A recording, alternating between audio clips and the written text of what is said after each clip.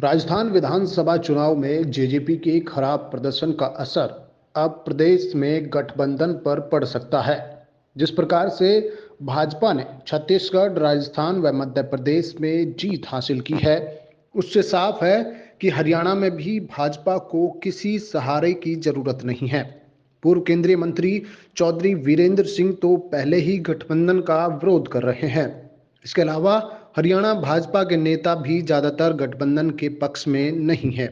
अब यह नेता गठबंधन का सहारा लेने से किनारा करते नजर आ सकते हैं। दुष्यंत चौटाला ने कहा कि राजस्थान में उनके 19 उम्मीदवार चुनाव लड़े थे। उन्होंने जेजेपी के चुनाव चिन्ह को राजस्थान तक पहुंचाने का काम किया।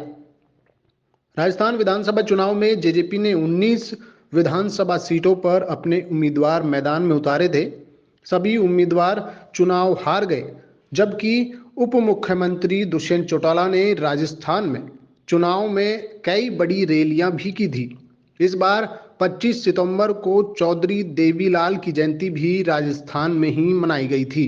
दुष्यंत चौटाला ने कई बार कहा था कि इस बार राजस्थान विधानसभा का ताला जेजेपी की चाबी से खुलेगा, लेकिन ऐसा नहीं हो पाया। जिस प्रकार राजस्थान, छत्तीसगढ़ और मध्य प्रदेश में भाजपा को जीत मिली है, उससे साफ है कि हरियाणा में भी भाजपा अब अकेले चलो की नीति पर चुनाव लड़ सकती है।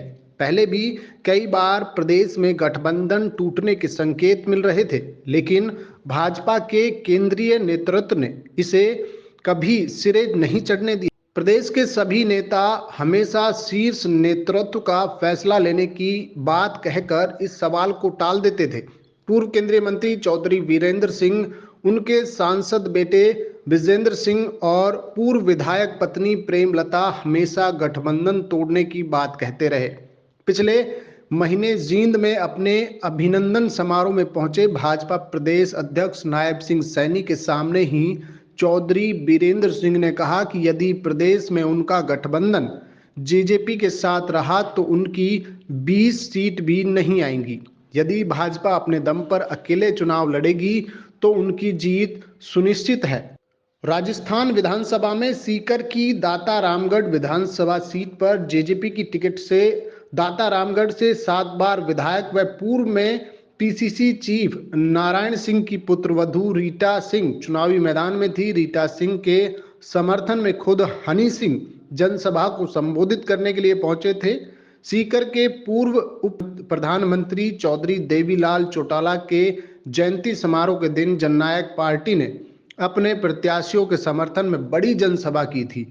कार्यक्रम में बॉलीवुड सिंगर योयो हनी सिंह, पंजाबी सिंगर अल्फाज, गगन कोकरी, कमल खान, गोल्डी गिल, यासिर हुसैन, गिरीक अमन, हरियाणवी सिंगर गुलजार, एमडी देसी रॉक स्टार भी पहुंचे थे, लेकिन राजस्थान की जनता के सामने इनका भी जादू नहीं चला।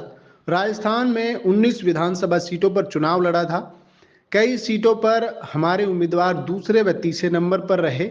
यह बड़ी बात है कि राजस्थान तक जेजेपी का चुनाव चिन्ह पहुंचा। राजस्थान के लोगों को भी जेजेपी के बारे में पता चला। देश की जनता अब कांग्रेस को नकार चुकी है। कांग्रेस की झूठ व लूट की नीति को देश की जनता पहचान चुकी है। ये भाषण वहां दुष्यंत चौटाला ने दिया था, लेकिन उस भाषण के बावजूद राजस्थान के वोटर्स को नहीं टटोल पाए उनका मन दुष्यंत चौटाला, और कहीं ना कहीं एक बड़ी हार का सामना वहां राजस्थान से दुष्यंत चौटाला को झेलना पड़ा है। अब ये हार भाजपा और जेजेपी की गठबंधन को लेकर किस तरह की अहम फैसला इनके बीच होकर सामने आता है, या फिर राजस्थान में हुई जेजेपी की करारी हार के बाद अब हरियाणा में उस हार के संकेत, उस हार के परिणाम किस तरीके के देखने के मिलेंगे, ये तो आने वाला वक्त ही बताएगा।